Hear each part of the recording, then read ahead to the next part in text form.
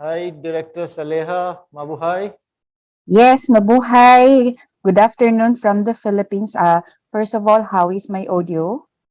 Your audio is good, but this is That's just great. yeah, but That's this is great. just an initial. It's not your speech, so it's just an initial thought that you need to share how you felt and how you are feeling right now. The speech can come later when your time comes. Yes. Okay. Um. Okay. You want me to react on how do I feel right now? What the past 2 years have been with the pandemic, how you have taken charge, what you have done to manage your work, your life, your family life, your professional life. A little bit on that. Okay. Thank you. Happy that. Okay. First of all, Assalamu alaikum warahmatullahi wabarakatuh. And good afternoon from the Philippines. I would like to greet all the organizers of the event, the especially Executive Director uh, Dr. Aalok Pandit, and my fellow panelists uh, in this event, and all the attendees.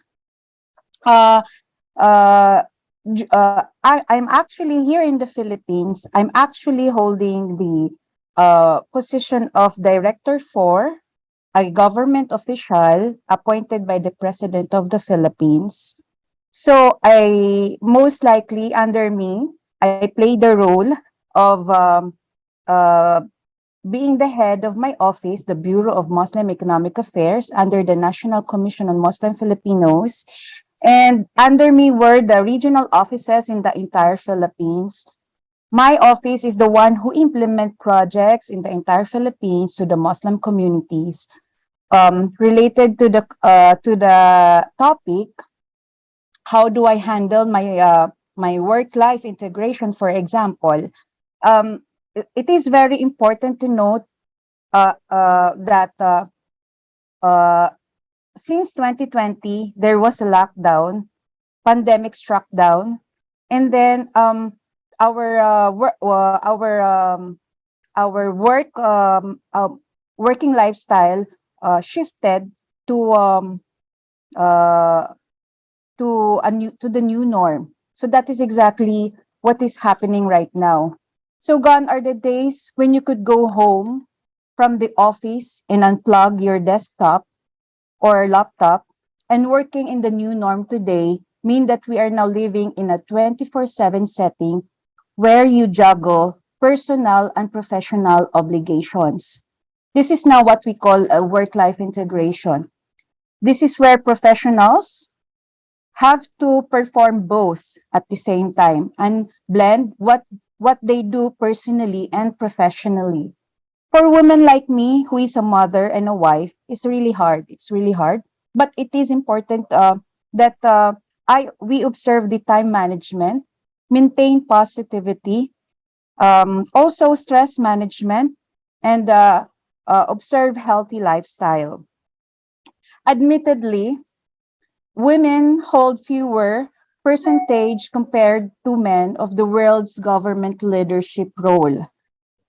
But we cannot deny how women are drawing praises for their skillful navigation of the COVID-19 pandemic. Women also comprise the majority of the frontline workers, healthcare workers globally, meaning making them vital in the tackling this public health crisis. Many women are also juggling working remotely home life, personal relationships, parenting, homeschooling, caring for family members, their emotional and physical health, and more during the new normal. As women navigate through this global public health crisis, many are affected disproportionately hard as work and personal responsibilities, and the demand for their time has increased. Working women are facing many new challenges during this unprecedented time, from childcare to navigating challenges, from college students to ensuring the well-being of their older loved ones, of their other loved ones. So uh, that's all. Thank you. Back to you. Hi, everyone. I think it's a very good topic to talk about, how it's been, especially as a woman, as a mother, and as a professional, and as a wife, how has been the past 2 years. I am sure most of you will agree that it's been a huge shift on how we were, pre-pandemic to post-pandemic and beyond. I think for me personally, I don't know. I mean, I probably beg to differ from some of you maybe here. For me personally, I think going back to the office is much better because, honestly speaking, it also depends upon kind of work that you're doing probably because, I mean, since I am, in the comms role, and what happens is, unless until you really don't have that people connect, the body language, all of it matters. See, virtual is good; it cuts the frills. I agree, but beyond that, I think you do need to have that human connection. So I think for me personally, going to the office on the past 2 years has been a roller coaster ride because there's been no clear demarcation on where to draw the line between personal and professional. Honestly, that has been because practically 12 hours to 14 hours the laptops were on, if I were to just say that. It's been one of those that you have your children screaming from one end, you have your husband screaming from one end, you have something happening from the end, and then you just want to just see. Office kind of puts a discipline and a semblance, so I feel that helps in drawing the line. So for me personally, I think it was a roller coaster ride, frankly. So it's a welcome shift, this period now. All right. Thank you. Thank you. Thank you so much, Shilpi. It definitely is a welcome shift. At least I can say from personal experience myself, because we actually are on the anniversary of a lockdown, if you recall. 23rd March 2020 was when India shut down, and today is 23rd March 2022. And women are known to give birth, and I think you all are here, so you're giving birth to another movement once again. So a loud applause for you, lovely ladies here. So we are actually restarting our journey once again from where we lost in over 2 years back. It just stopped for us. For people who were used to juggling between work from home or an online, offline kind of a balance was good. Industries like banking and finance, manufacturing of essential services, foods went on. But an industry like ours, just parrot thought and think what happened to us when everything stopped. We had nothing, actually nothing, and we didn't know what to do. There was no pivot into a newer level. There was nothing to pivot about. No backside, nothing to fall upon. Stop is stop. Sit at home, wait for something to start and come back. And then what started?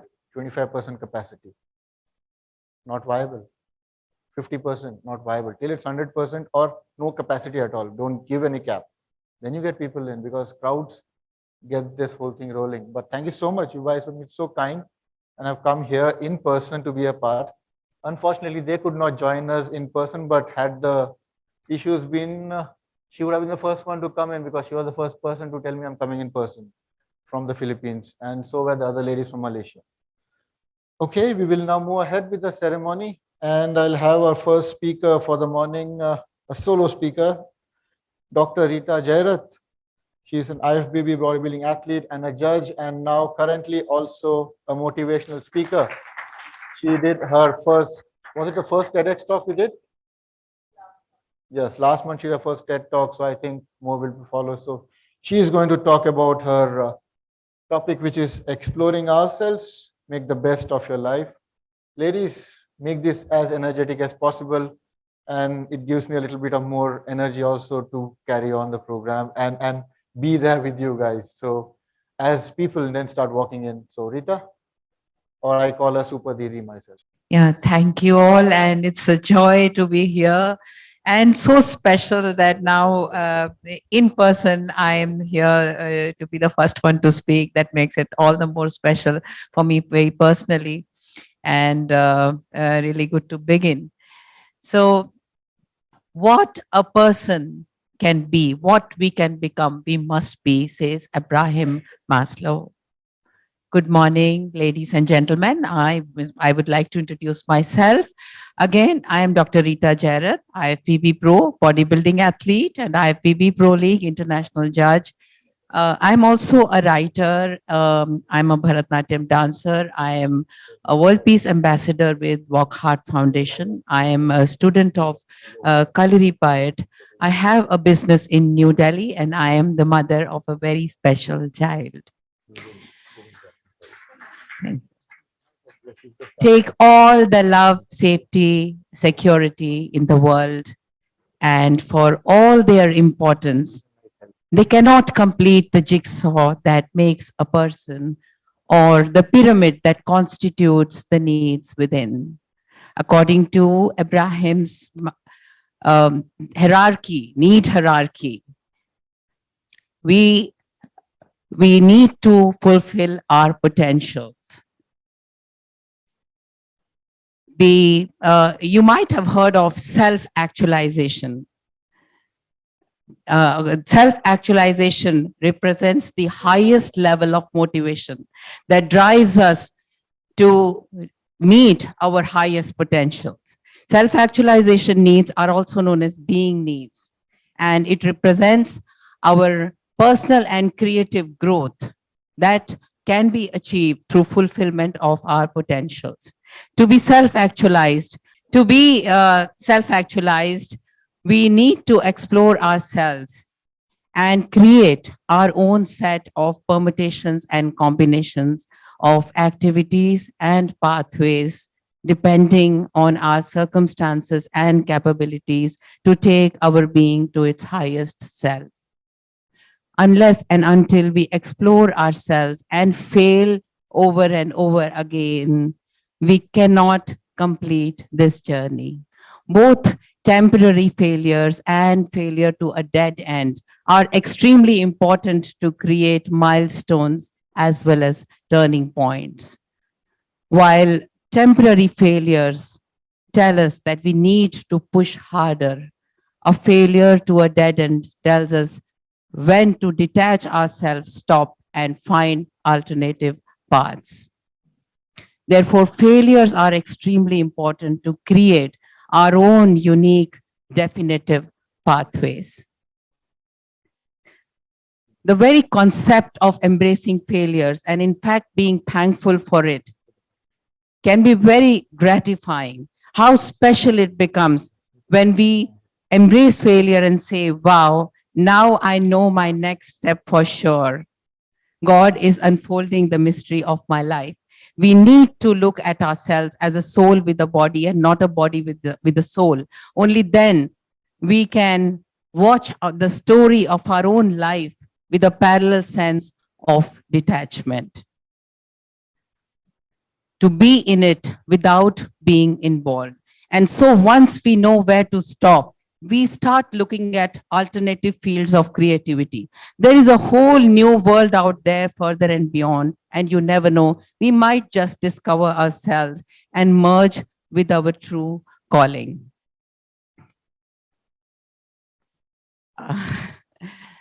So this is when we begin multitasking and touching the periphery of the area of creativity. This is when we begin to widen our horizons of thinking. This is when we begin to round off our persona.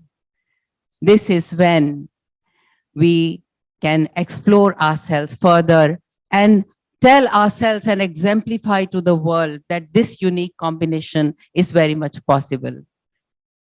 Ladies and gentlemen, I would like to tell you, I'd like to give you a little glimpse of my life. And although I have spoken about it earlier on this very stage, I would like to put it in context with my journey of self-actualization and exploring myself. So since the time I was born, my mother suffered from auditory hallucinations and schizophrenia. And needless to say that I, as an individual, craved for a lot of love and affection. And the only way out for me at that time was to put my best foot forward in every field and excel just to get that love and adulation. Of course, now it doesn't matter. Now I only give unconditionally, and that makes me ecstatic. And I think I have maybe discovered that about myself, and I'm sure it holds for a lot of you also. Um, so as I tried to excel in just everything that I did, I realized that there were so many fields that actually I didn't relate to, I just didn't belong. And then a few where I did achieve a certain level of excellence, but never that absolute extreme perfection. And I decided to be kind to myself. But even having a superficial and cursory understanding of the fields where I didn't belong helped to give me a perspective and fill in the incomplete zones within me and round me out further, round my inner self. Sorry. So now, just to say exercise of the mind or to generate more neurons or maybe gymnastics of the brain or to stimulate the dormant areas of the brain. I tried in my initial years of explorative learning, I tried to do those tiny little things where I learned the process of learning. Say, a lot of people might not care to try all those things these days, like sewing or knitting or embroidery or playing the banjo or maybe the old school typewriter, those little things we do in childhood for learning and teaching ourselves. Many of which I have even forgotten today and haven't done all that since ages. But the most important lesson that I learned was the process of learning. Learning how to learn was the most important lesson that I learned. The foundational values of precision and perception of aesthetics and beauty in its truest perspective have stayed with me. So learning how to learn is something that can stay with you and be with you forever and guide you through in every stage of life. Outdoor play was an integral part of everyone's childhood. And me having an inherent inclination for sports, we used to participate consistently in everything, but somehow I couldn't achieve what I thought I had in me in spirit. When I look back, I realized that actually optimum nutrition was an issue. My mother was struggling with her own extreme sickness, and in those days, I was actually surviving on maybe biscuits or leftovers from neighbors and so on. But then now I do look back and take responsibility for it. And so, as destiny may have it, I got married early, relatively early, and with the hope of receiving a lot of love and affection from my in-laws and getting an opportunity to study further so that I could rise and shine and reach my potentials and so on. I thought that since I'm going to a normal household, it would end like a fairy tale and I would be happy ever after and so on. I soon realized that it was impossible in a typical Orthodox patriarch Indian family. I'm sure many of you know that. So things went on, and then my son was born, and I felt that now I finally have someone who would be my best friend, and I would do whatever I could to give him a happy life and help him excel in everything in which he wanted to do so. And he was diagnosed with autism. I was told he would be nonverbal, he wouldn't be able to speak. And then every path that I walked on seemed to come to a dead end. I thought that since I have nothing to look forward to, I would take it upon myself to help him to get through this and try to get him to speak, to do something which was different and considered impossible. I was told that I may have to say work for 2 or 3 decades and maybe 30 hours in 24 hours. And it was just a gamble. I might lose my prime youth and then my years of professional growth. And then it was just really a gamble. Things may still not work out. But then I had to just do it. because of the kind of past that I had. It did give me a lot of motivation. So we didn't have Google in those days, and I told one of my relatives in US to send me literature by post. 3 decades ago, we really didn't have anything. I studied the Encyclopedia Britannica from a few libraries here, and I observed how psychotherapists taught children with special needs. And I created my own therapeutic modalities to help his specific individual self. It was quite a journey, but long things cut short. Today, he is a postgraduate from UK. He sings classical music. He is learning that. He's doing an online job.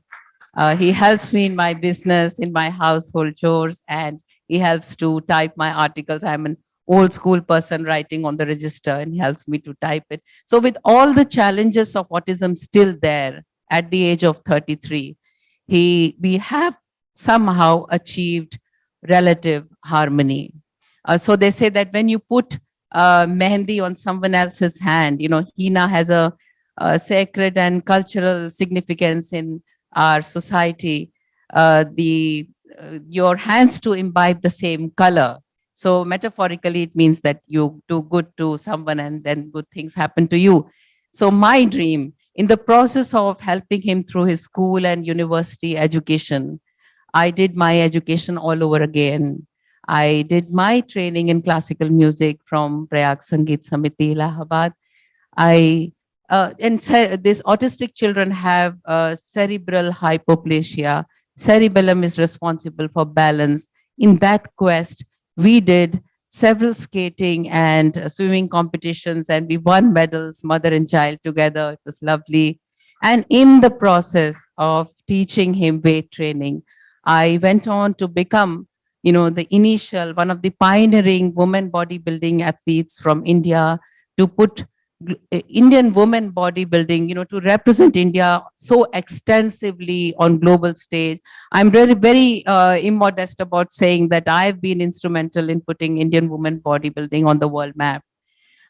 Today, I am the first and the only IFBB Pro League Women Bodybuilding International Judges in Asia.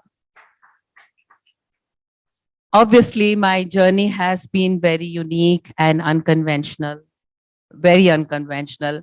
And one of the things I have realized is if you are ahead of your times and you are different, there will be times when no one will understand your point of view, your vision, your journey, your outlook. You may be understood much later. So I too had my share of criticism. I was ridiculed for trying something which is not possible. I was criticized for maybe not paying just as much attention to the rest of the family members, relatives, social events, or maybe being too self-centered as I was so focused on my own specific individual journey and so on. I would tell myself that accepting criticism gracefully and becoming the bad person in everybody's eyes was a part of my sacrifice. Gulping venom silently for your larger cause and still standing tall, inspired by Lord Shiva. तुमने सूली पे लटकते हुए जिसे देखा होगा, वक्त आएगा वही शख्स मसीहा होगा. So it happens, it will be much later when people will begin to realize your vision. So people ask me about my quest with this multitasking. I would like to also talk about the special child thing, that if you have a special child or a family member in the neurodiverse spectrum, you might get isolated. Use this isolation to enhance your skills and enrich your soul. God is on your side. Just do everything and leave all your problems on God. It's God's problem now. God will take care of everything. You have a parent up there. And the most important lesson, as I always say, that you'll always learn in bringing up a special child is the process of learning. You will master the art of breaking down every apparently impossible thing into tiny micro steps. And as you conquer each step, you will realize that you can do anything that you desire. That gives you tremendous faith and confidence. You will be at a mental level and a state of mind that nothing seems impossible. You just need to make up your mind and do it. And you will never disrespect anybody, even if that person is at his all-time low, because you know that no matter what happens, you can again create, recreate, and rise like the phoenix does from the ashes. You will never ridicule anybody who is different. Coming back to multitasking, when people ask me that how do you do all this weight training and bodybuilding and then traveling and judging shows and then Bharatnatyam and Kalari Payat and your business and personal training, writing, family, car insurance, electricity, plumber, makeup, all that. So I would say that the very diversity in these things can be very refreshing. There is never a redundant and boring moment. You reach a mental level and state of mind that you just need to be able to, shift focus, distract, align, realign, and again get focus. It's a cyclic thing. And that in itself can lift you very much spiritually. That itself needs a certain level of discipline and a meditative state of mind that can really help to elevate you. You begin to see the universality in diverse things.